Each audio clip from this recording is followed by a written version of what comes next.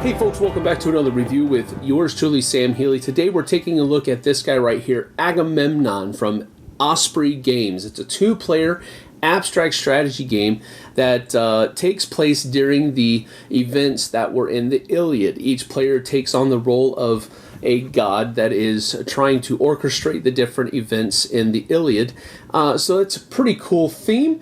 Let's get down to the table and I'll show you how it works.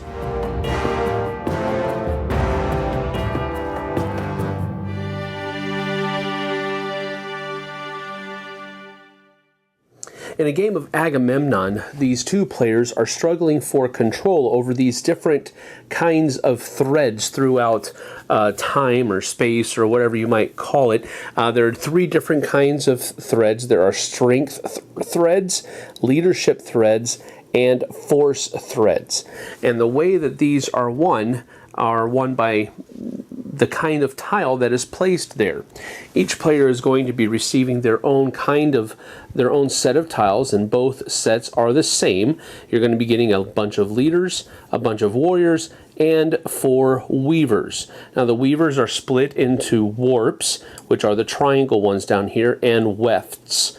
Now the warps, basically when you place a warp on a space, then you can switch one of the two threads here, like so.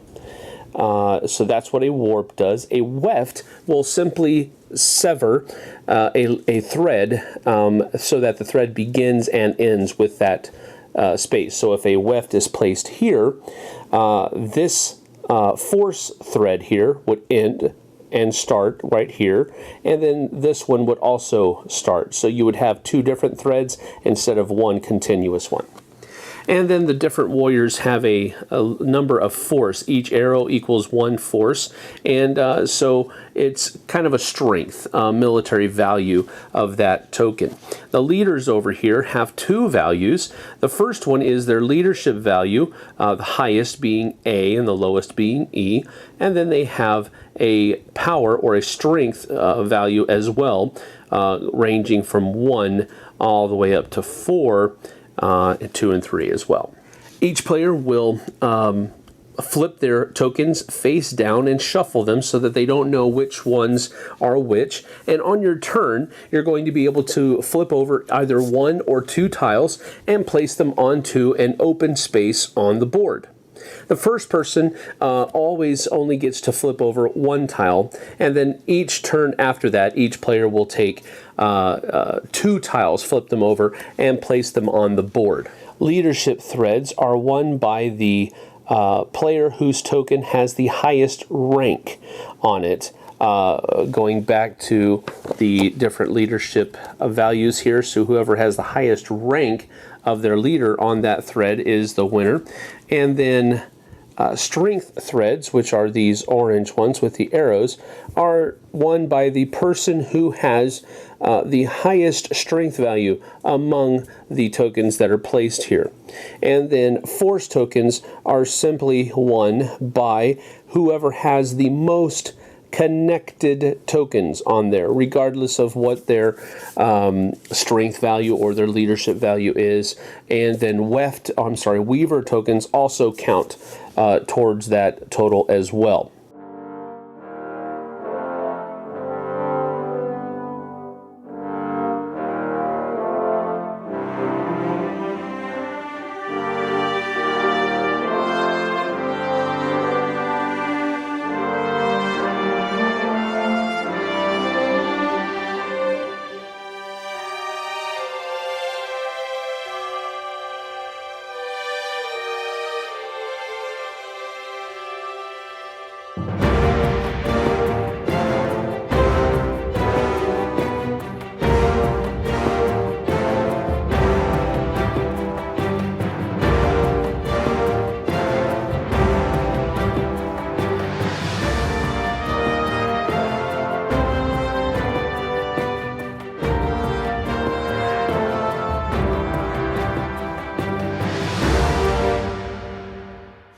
And then the person who has the last turn will take their last token and place it on one of the 3 open spaces that are left, which means that the game will end when there are only 2 spaces that are left open, and then scoring occurs.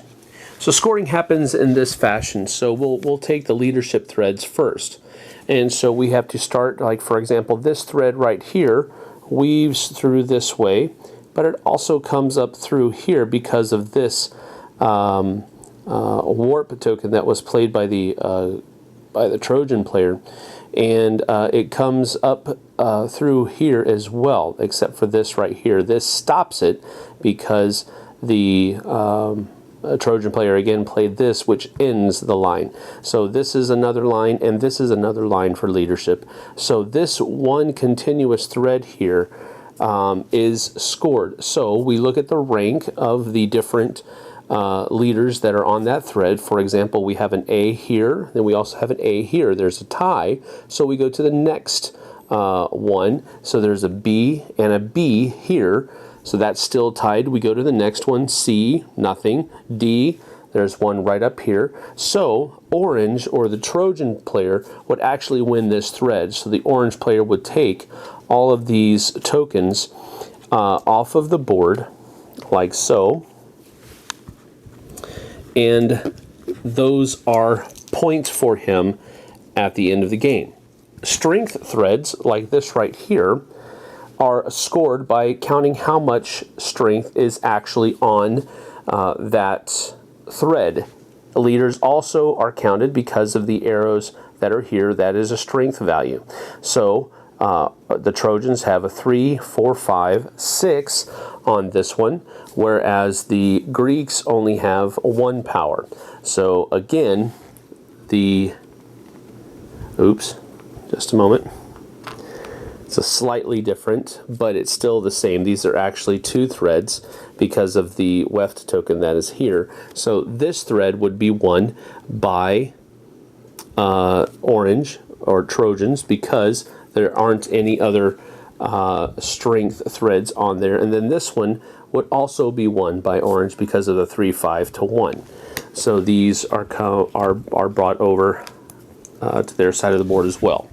Force threads, which are the circle ones, are done by how many tokens are connected to that thread. So for example, we have over here, the Trojans have this thread because there are 2 to 1. So the Trojans would get this one. Over here, this force thread is won by the Greeks because they have 1, 2, 3 connected, whereas orange only has 1.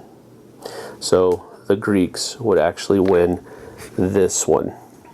And that's how the game goes. Whoever has the most thread tokens at the end of the game is the winner. Now this board is double-sided. This side is static. It always stays the same so that you can kind of use maybe the teaching side.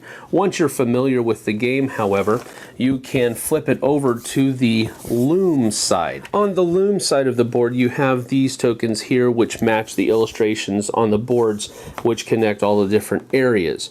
And this is a kind of a way to have a variable setup from game to game, which will improve your shelf life of the game. It'll also improve the variability of the game and how your game will change from setup to setup. Well, how you use this is basically you randomly choose one starting one, and then the strength tokens, which are the arrows, will be placed on all of the areas that have that one. So strength tokens would be placed on all of those connections. The second one would go, and this green one would be where the force ones are placed. So you would place them on these areas here. And then the third one is the wavy one, and that's where the leadership tokens would be placed during those threads. And so this is just a way to provide some variance for a setup so that your games will change from time to time. There is one other variant. It's called the Oracle variant, where you can take your tokens at the beginning of the game, and instead of just having one mass of tokens that are flipped over, you can divide them up into their 3 different types. still face down, but at least you know, here are my leaders, here are my warriors, and here are my weavers. So that provides for a little bit more of a strategic style of play, so that you can know what kind of tile you're flipping over, even though you still don't know exactly which tile. So that provides another variance to prolong the shelf life of your game as well. So let's get to my final thoughts. Well, first and foremost, the graphic design choices that were made in the game, while I understand they're trying to be, have that archaic classic look to them, they didn't really strike home with me as far as something that I actually like. The game looks very boring, very drab, and I'm afraid that might be a stigma that is attached to abstract strategy games. Just because the game itself is abstract, it doesn't mean that the design has to also be abstract. I mean, there are a lot of games that are out there right now, Onitama, Santorini, that are abstract games that look wonderful. You don't have to sacrifice graphic design for an abstract strategy game. Unfortunately, this game has done that. I think there's a decent game there. I'm not one for abstract strategy games, but this one is decent. It's one that I can play with my kids and they can have fun with it, but don't let that fool you. There is a good bit of strategy and tactics and thinkiness that goes into this game. It's not an easy game to master, but it's an easy game to play, and I think that's a really cool thing. The rules are very short. You can teach the game in probably 2 or 3 minutes. Not difficult at all, because the number of pieces that are out there are not many. What you can do with those pieces, again, not a whole lot of choices there, but the choices that you do have to make, where to place those different tokens that come up, are pretty heavy, and there is a lot of planning that is involved. So it's a semi-heavy game as far as thinkiness is concerned, but how you actually play the game is very simple. Now, the variants that come with the game, I think, are very valuable variants, and I think after a couple of games of playing with the basic board, the Agamemnon side, I think you'll probably not play it again unless you're teaching a new game. The loom side provides a lot of variation with how many different kinds of setups you can have. The variant of the oracles, where you can split your pieces up into the 3 different piles, leaders, weavers, and warriors, and then you know what kind of tile you're choosing, but you don't know exactly which one. Those variants, I think, are shoo-ins as far as after you get a few games under your belt, you'll probably always play that, especially if you're playing with another experienced player. So I think that there are a lot of positives to the game. It's probably not going to rank very high with you if you don't enjoy abstract strategy games.